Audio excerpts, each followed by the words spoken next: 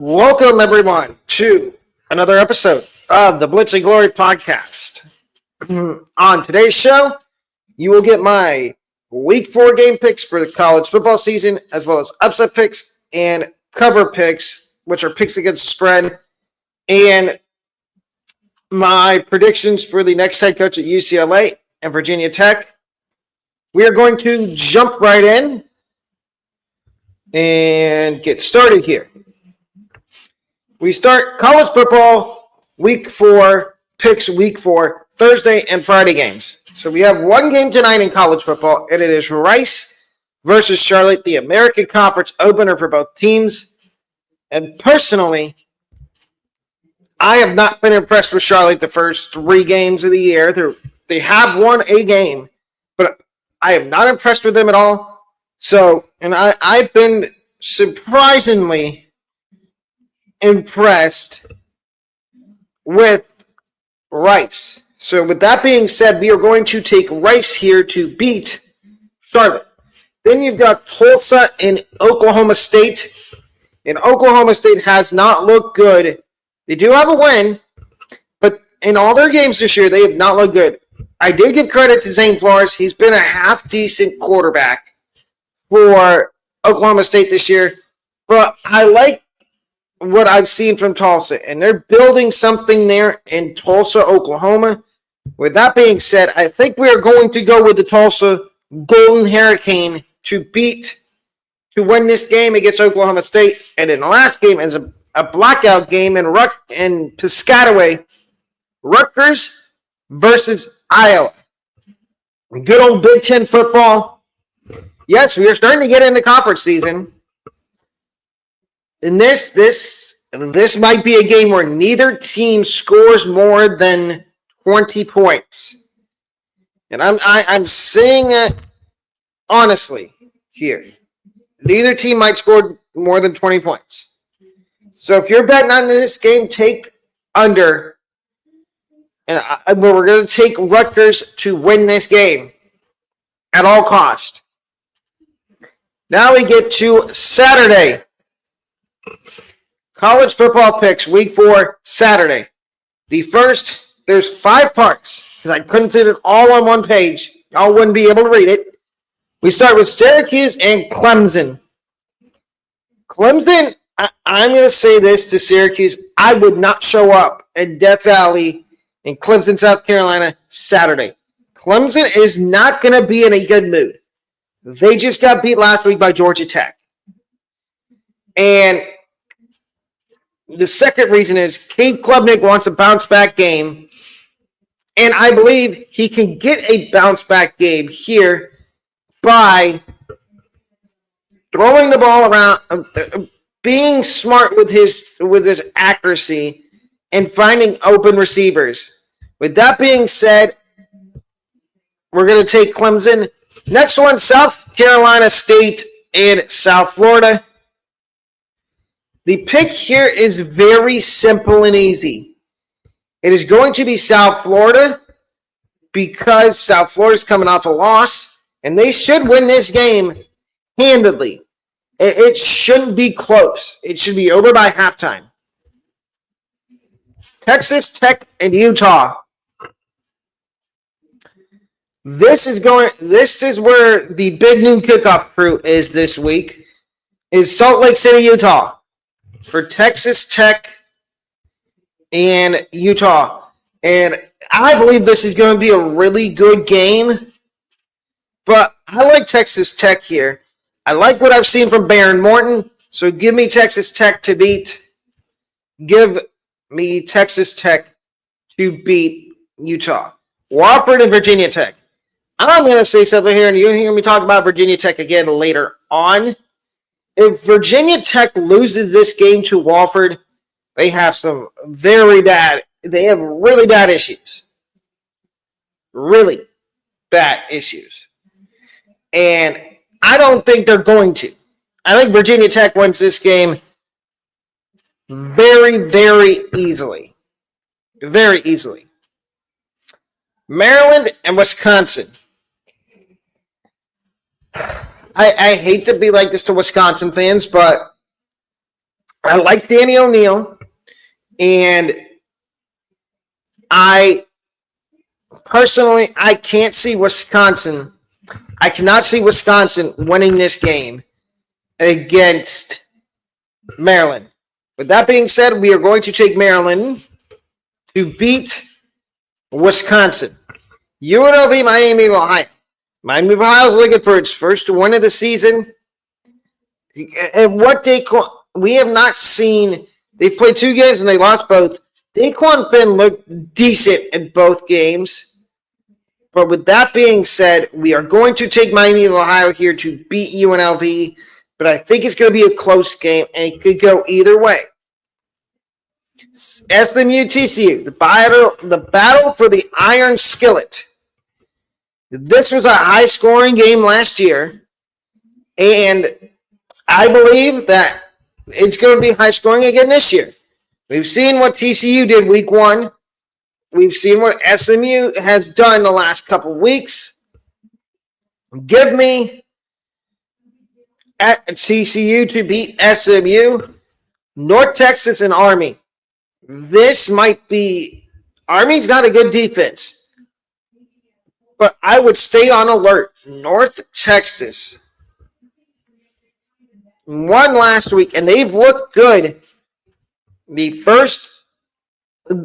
3-0. This is their 4th game of the year. They have looked good all of their first 3 games. They have looked really good. And they might actually be a legitimate sleeper in the American. So with that being said, we are taking Army to win now. Part 2. College Football Week 4 picks Saturday. Bowling Green and Louisville. This one's easy. We are taking Louisville, and there's really no discussion here. I think Miller Moss is due to have a big game this week against Bowling Green. Arkansas and Memphis. Watch out. You might see this game again later. But I like Memphis to upset Arkansas here. Memphis is at home. Arkansas has to travel from Fayetteville all the way to Memphis. That is not a fun bus ride, or if they're going to fly, that's not a fun flight. With that being said, Memphis is a home team here. And traditionally, we like to take the home team. So, give me Memphis to beat Arkansas. UAB, Tennessee, again, easy. Tennessee. And I think Tennessee is ticked off after blowing that game against Georgia last week. And they're going to put it on UAB. This game might get ugly. Wagner in Central Michigan. This one's simple, easy. Central Michigan. Purdue, Notre Dame. Now, I'm going to say something here. Purdue has looked good their first 3 games. They're 2-1. They played USC last week, and yes, they did lose. But I give them credit. They actually looked halfway decent in that game. There's no question that this Purdue team is going to fight in every game. And I wanted to take Purdue, but I just couldn't. Because Notre Dame has to win a game. Notre Dame has to win a game at some point. And I think they're going to get their first win of the year in this game. Kent State and FSU. I know Kent State's taking this game just to get a paycheck, but they are going to get ran out of Doak Campbell Stadium. Florida State might put up 60. And yes, it might be over. I think it's going to be over by halftime. Next, we've got Auburn and Oklahoma in Norman, and it's the battle of transfer quarterbacks. It is Jackson Arnold facing his former team in Oklahoma, and it is John Mateer at Oklahoma, not facing his former team.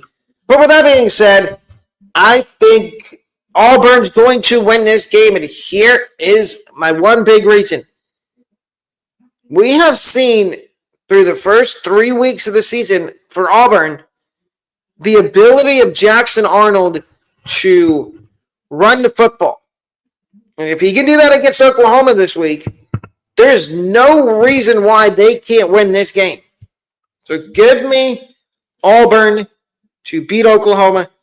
This is a big game for the group of 5 right here. Tulane and Ole Miss. Now, do we need to be reminded of what happened last week with South Florida and Miami?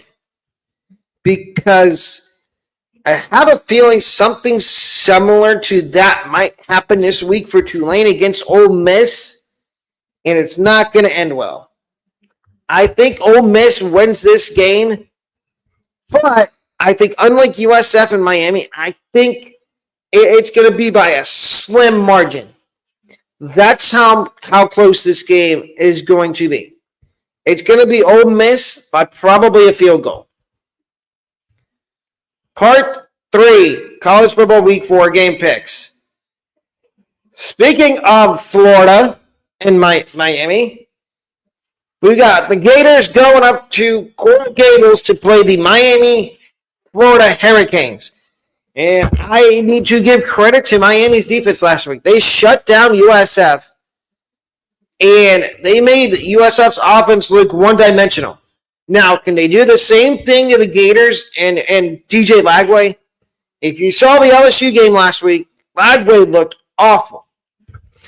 I believe in this Miami defense. And I can't believe I'm saying that. I actually do. I believe in Miami's defense. With that being said, we're going to take Miami to beat the Florida Gators, Missouri and South Carolina. Now, I was going to take South Carolina, but there's a question mark at quarterback for South Carolina. Is it going to be Lenore Sellers, or is it going to be the backup, Luke Doty?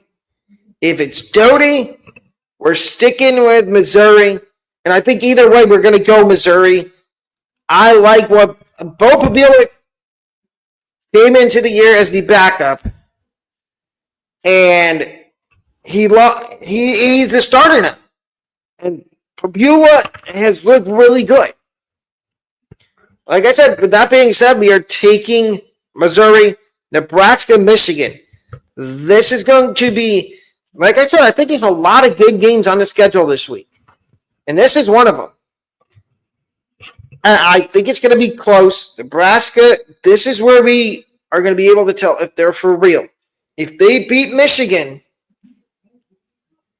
and I will be putting my rankings out on the community tab after the show.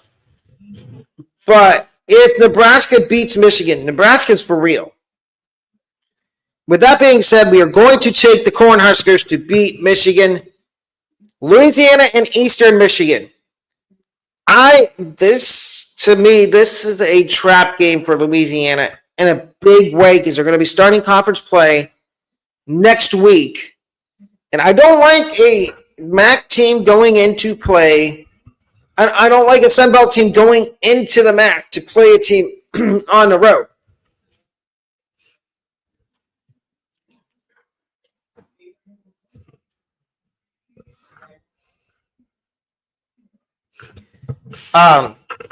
With that being said, we are going to take Eastern Michigan, Gardner-Webb in Ohio.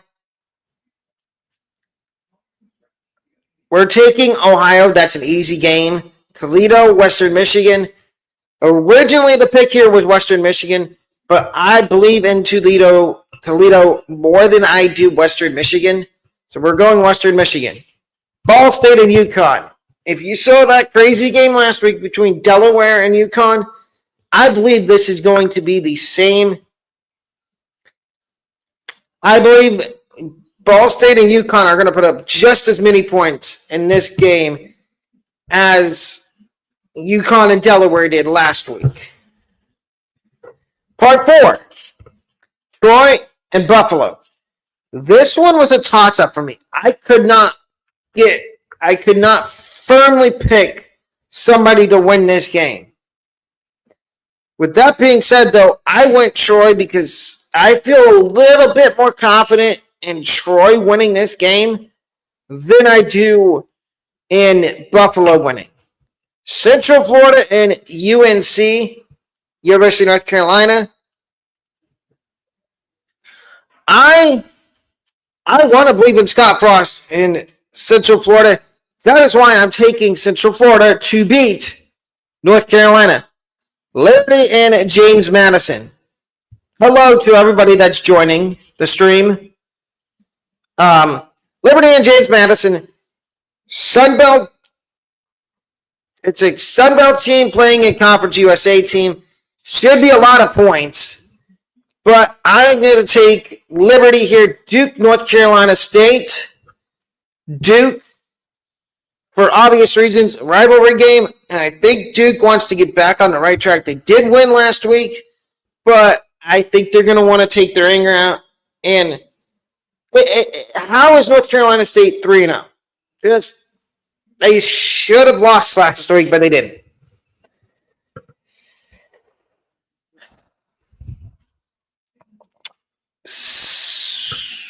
Northern Illinois and Mississippi State.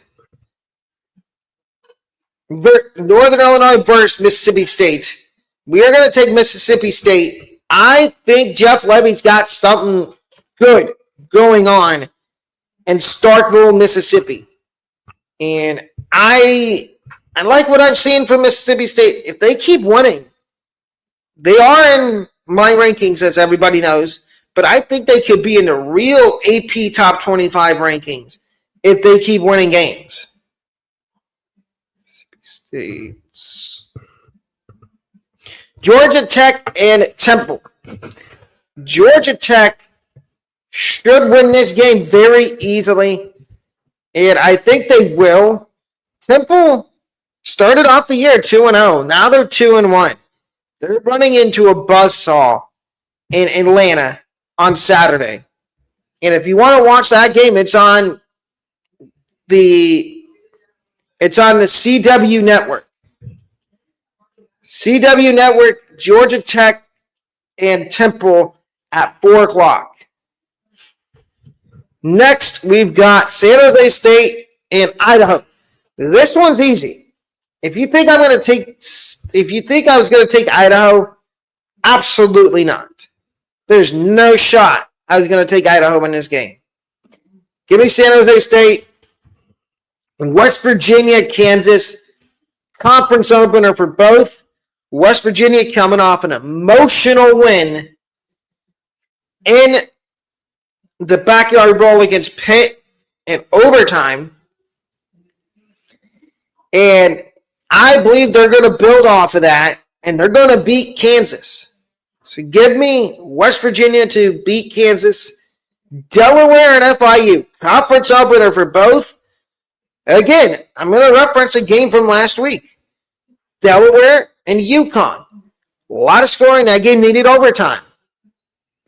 Do I think this one's going to need overtime? Maybe. But I think Delaware can put up the points. Wholeheartedly, I think they can.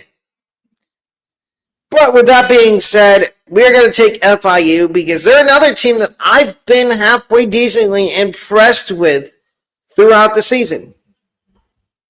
And part 5, the final part of our game picks. Kennesaw State and Arkansas State. Kennesaw State has been up and down to start the year, but I think on paper they're better. They're better than Arkansas State. So with that being said, we are taking the Kennesaw State Owls to beat the Arkansas State Red Wolves. Michigan State versus USC. Michigan State is on the come up. They go to Southern Cal to play USC this week. I really like Jaden Maeva, but I gotta take Michigan State here. I have to. Boise State Air Force. Typical Mountain West game. It's probably going to be low scoring because Air Force is going to want to run the ball and control the clock. But with that being said, we are going to take Boise State, Missouri State, and UT Martin. This is an easy game to pick. We are taking Missouri State. Marshall and Middle Tennessee. This game is probably going to decide who's at the bottom of the conference at the end of the season. And I feel like Middle Tennessee they have Derek Mason as their head coach. And I feel like they're on the come up. So give us Middle Tennessee to beat Marshall. Georgia Southern and Maine. Another easy game. We're taking Georgia Southern. Obviously, Western Kentucky and Nevada. This game might get out of hand. Nevada's not very good. And if you don't believe me, go look at how many points Nevada scores per game. Western Kentucky can run up and down the field with their quarterback. And we are taking Western Kentucky, Murray State, and Jacksonville State. Another easy game to pick, Jacksonville State, and then Coastal Carolina and South Alabama. We are taking South Alabama. Coastal Carolina is a mess. I do like their home field, the teal field, but we are taking South Alabama. Upset picks and cover picks. We have 3 upset picks. First one is tomorrow night, Tulsa to upset Oklahoma State. And I kind of explained earlier why I think this might actually happen. Oklahoma State, this is probably Mike Gundy's last season as their head coach. He's probably going to have to either retire or mutually part ways with Oklahoma State. So with that, and I just like the way Tulsa is physical on defense and offense. So with that being said, we are going to take Tulsa to upset Oklahoma State. Next one, Texas Tech to upset Utah. This is going to be a good game. This is a noon game. But I like Texas Tech here to upset Utah due to the fact that I like Baron Morton. I think he's not getting enough appreciation around the country in voting for the big awards, whether it be Player of the Week, Heisman, QB, the Davey O'Brien Award. So with that being said, I'm going to take Texas Tech to upset Utah. Memphis to upset Arkansas is the last one. And yes, I know Memphis has Brandon Lewis at quarterback.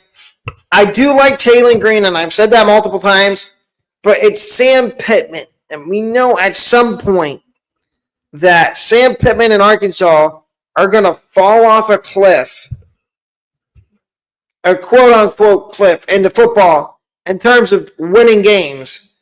So with that being said, we're taking Memphis to upset Arkansas. Now we get to our cover picks, and we got 3 of them. Nebraska plus 2.5 to cover against Michigan. As you saw in the game picks a few minutes ago, we did take Nebraska to win this game. And I also think you could double down on them winning. You can also take them to cover the 2.5. Unless it goes up before Saturday. If it stays at 2.5, I would take Nebraska to cover. Because all they need is 2 points. And they basically cover. And I think that's the easiest way to put it is take Nebraska plus 2.5 to cover. West Virginia plus 3.5 to cover against Kansas. I don't know why this line isn't in favor of West Virginia, but that's neither here nor there. I think that West Virginia does cover this, and as you saw earlier, I also think they win this game outright. So, With that being said, take West Virginia to cover minus plus the 3.5, and then Delaware plus 6.5 to cover against FIU. I don't trust Florida International to cover as 6.5 points.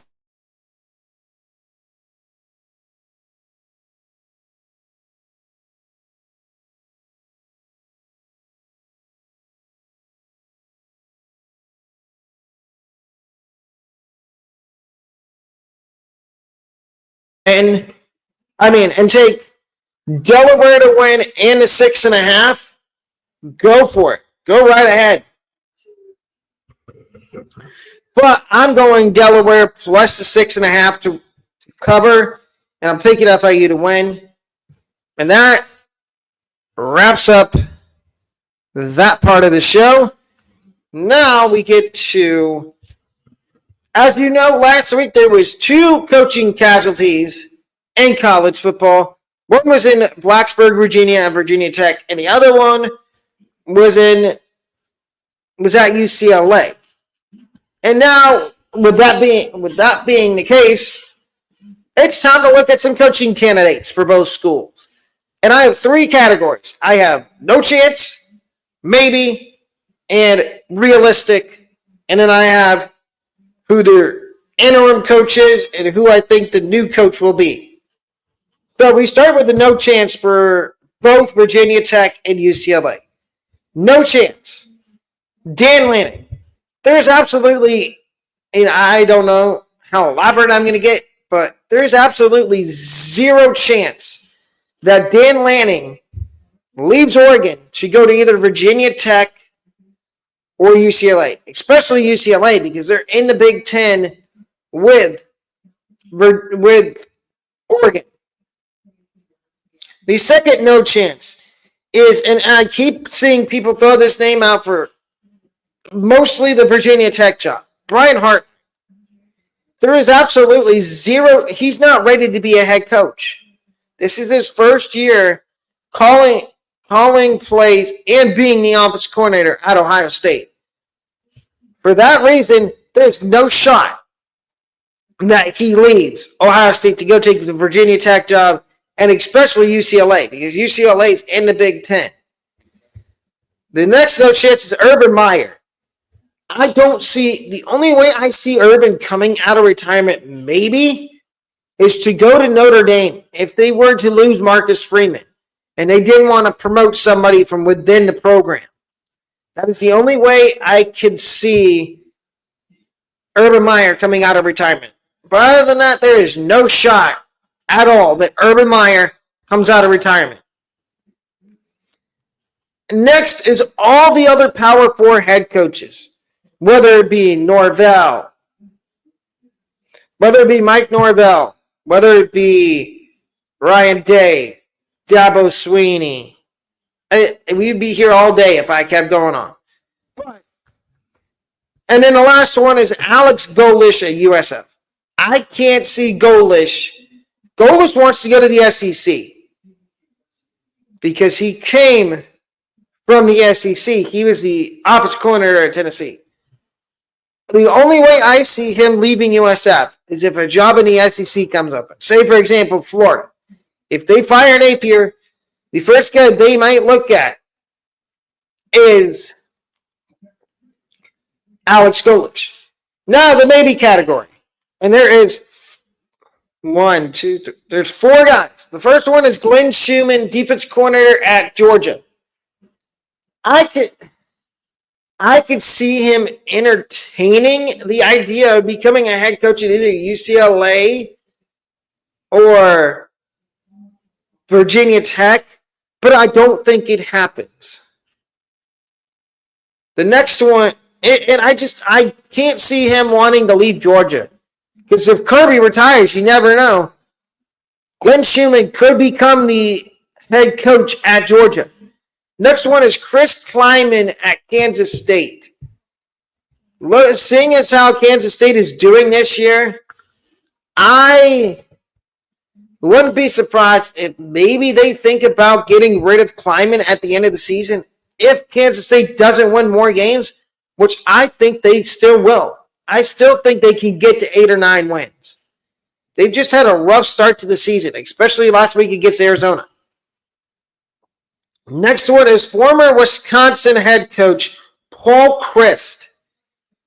And yes, I know that name sounds familiar because he used to be at Wisconsin. He used to be at Pitt before Narduzzi got there. I could see Paul Chryst maybe entertaining the idea of going to maybe UCLA. But there's things I've heard about Virginia Tech, money-wise, that leave me skeptical on whether they would be able to afford a guy like Paul Chryst or the next guy I'm going to talk about after Paul Chryst, which is, and to wrap it up with Paul Chryst, I could see him getting back into coaching, whether it be Virginia Tech or UCLA or somebody else that fires their coach. Like, let's say Iowa decides, it's time to move on from Kirk Ferentz, and he tells them, look, we're going to mutually part ways, but you can stay in the program as an advisor on the board of trustees or in the football aspect. And then the last one is Mark Richt, former Miami head coach and former head coach at Georgia. I don't know I think he's an analyst right now, but I can see if he wants to, I can see him getting back into being a head coach at either UCLA or Virginia Tech. And the guys that are realistic, the first one, John Gruden, former NFL coach, and I could see him going to either Virginia Tech or UCLA, or I could see if Napier does get fired, the Gators put a flyer out for John Gruden. But it is a realistic thought for both Virginia Tech and UCLA to go after a guy like John Gruden. The next realistic option is Chris Peterson, former head coach at Boise State and Washington. I could totally see Chris Peterson wanting to get back into coaching, and he maybe takes the job. I could see him absolutely taking the job at UCLA. Virginia Tech, he might want to be, because he was in the Pac-12 in the Mountain West before he left coaching. So I could easily see him wanting to get back into coaching, and he says, UCLA, throw me a bag. I'll come and coach there. Next is Luke Fickell, and he's the final name. I only have 3 names. Currently the Wisconsin head coach, Luke Fickell. And there's already talks about a buyout happening at the end of the season for Luke Fickell. And I do think Luke Fickell's a good head coach. I think he got put in a bad situation at Wisconsin. I think if you put him in a better situation than maybe at Virginia Tech or at UCLA, he'll thrive. Or maybe if Cincinnati does end up falling off, maybe they get rid of Satterfield, and if Fickell gets let go by Wisconsin, maybe we can say a reunion between Fickell and Cincinnati. But here is my choice for both the interim head coach and the new head coach. So for Virginia Tech, I went with Philip Montgomery to be the interim. I mean, that would make the most sense. He was offensive coordinator and assistant coach, so that would make sense. And the new head coach for Virginia Tech, I think they're going to have to go a little bit off the radar here. This guy was at Arkansas State, Blake Anderson. And he had some success at Arkansas State. I think he would do well in Blacksburg, Virginia, at Virginia Tech. And the interim head coach for UCLA, I went with Tim Skipper, but it sounds like it might be Nico Iamaleava's dad as the interim coach. And then I went with Chris Peterson, to be the next head coach at UCLA. And to everybody, if you're wondering where I've been yesterday, Tuesday, and Monday, I've been working on some stuff for the channel, some videos that will be coming out the next live stream ideas that will be coming out the next couple weeks. But if you've enjoyed this episode of the Blitz Glory Podcast, please remember, like, subscribe, turn on notifications, and also purchase a membership. Have a wonderful day. I'll see everybody at 5 o'clock.